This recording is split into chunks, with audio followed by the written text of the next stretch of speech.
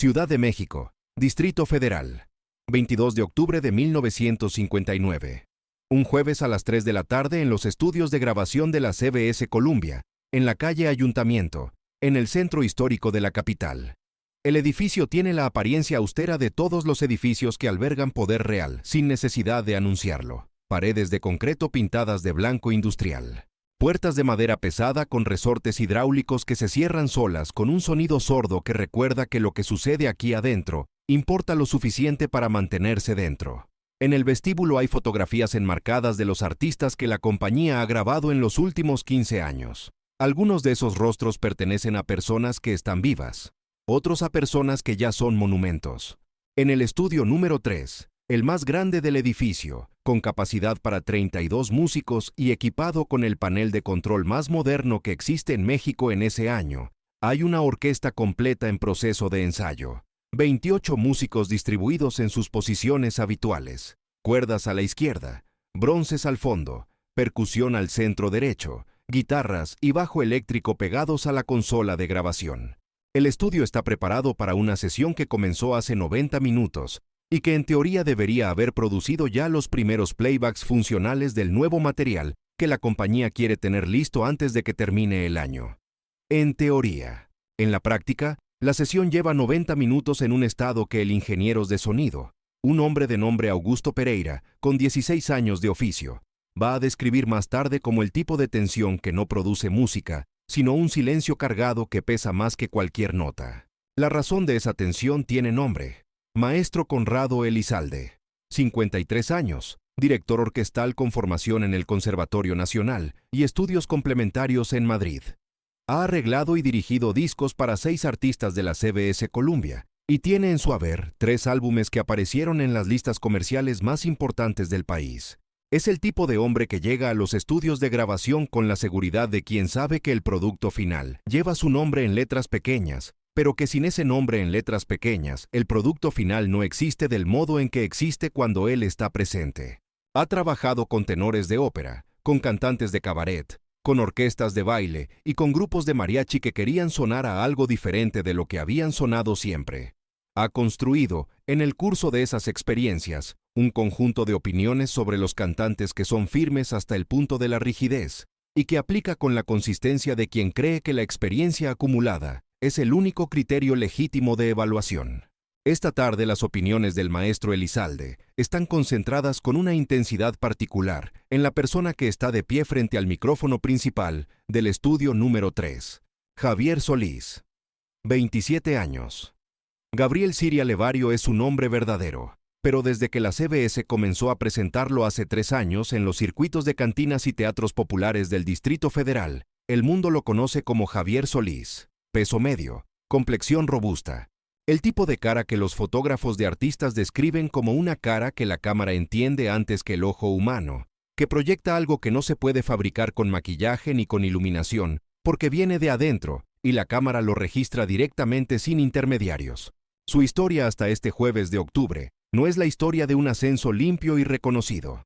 Es la historia de un hombre que empezó lavando carros en el mercado de Jamaica, que cantó en bodas y fiestas populares por monedas, que llegó a la CBS Columbia no por contactos ni por formación académica, sino porque alguien que lo escuchó en una cantina del barrio de Tepito tuvo la presencia de ánimo suficiente para llamar a un representante de la compañía y decirle que había algo en esa voz que no se conseguía en ningún conservatorio del país. La voz de Javier Solís no es perfecta en el sentido técnico que el maestro Elizalde aplica al término. No tiene la afinación geométrica del tenor de ópera entrenado para sostener notas en teatros de 4.000 asientos sin amplificación.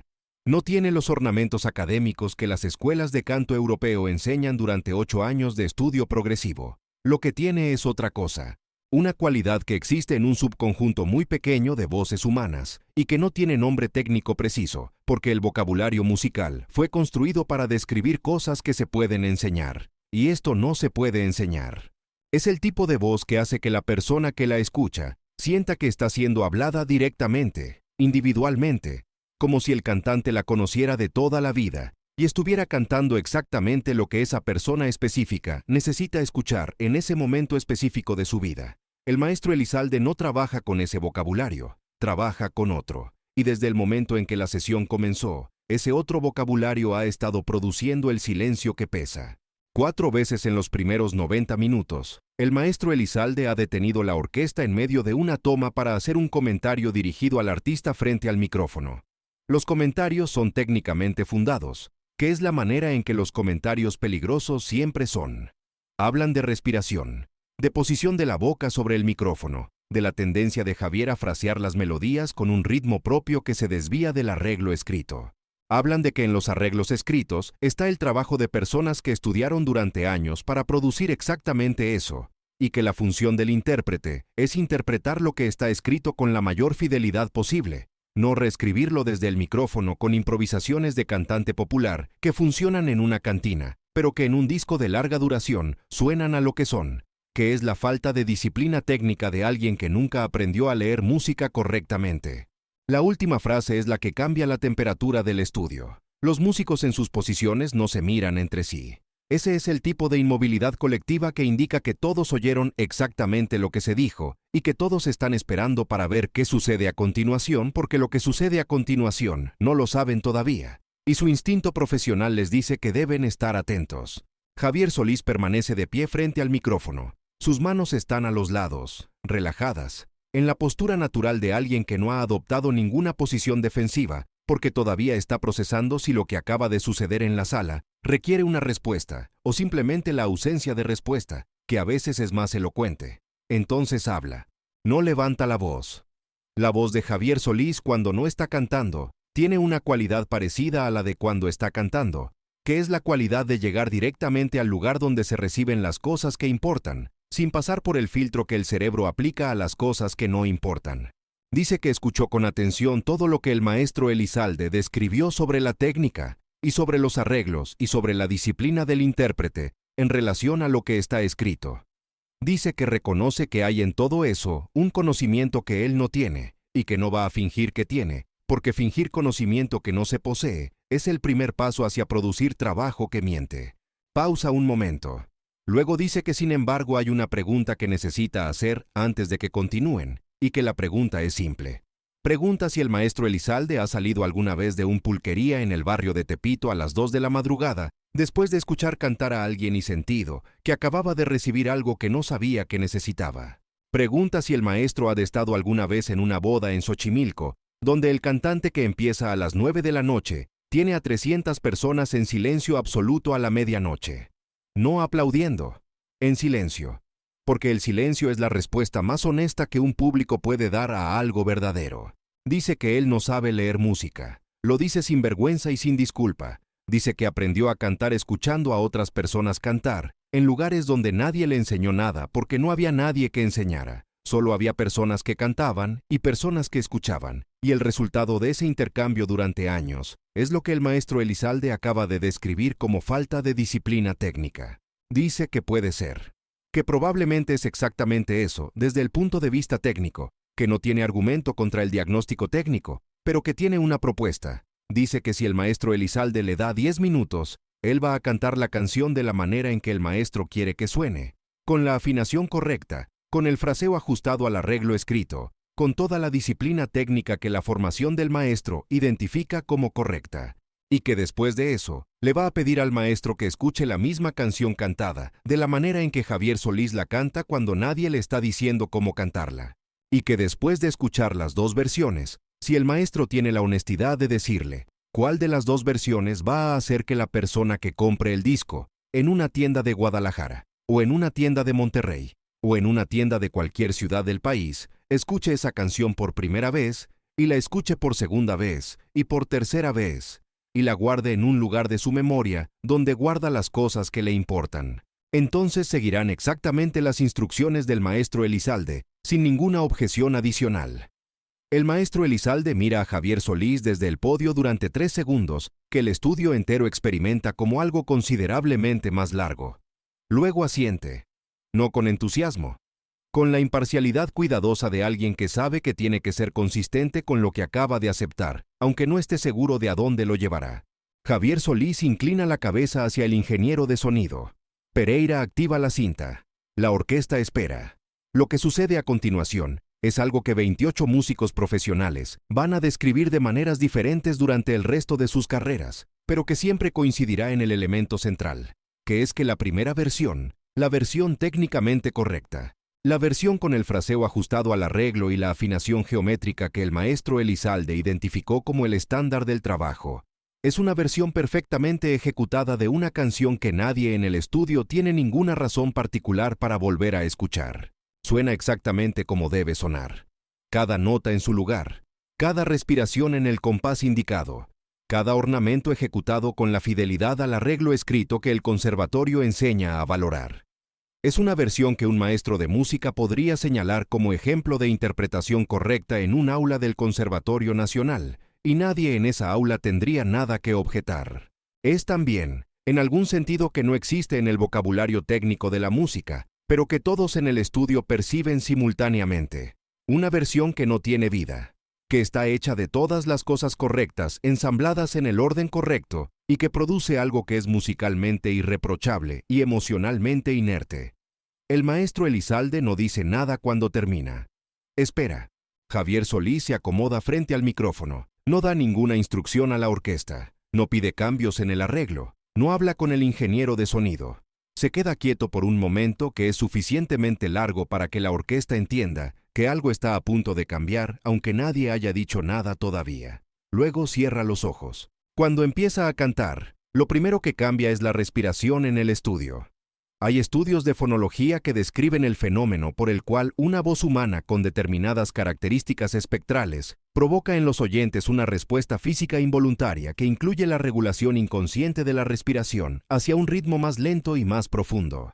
Lo que esos estudios describen con vocabulario técnico es lo que 28 músicos profesionales experimentan en el estudio número 3 de la CBS Columbia en Ciudad de México, el 22 de octubre de 1959.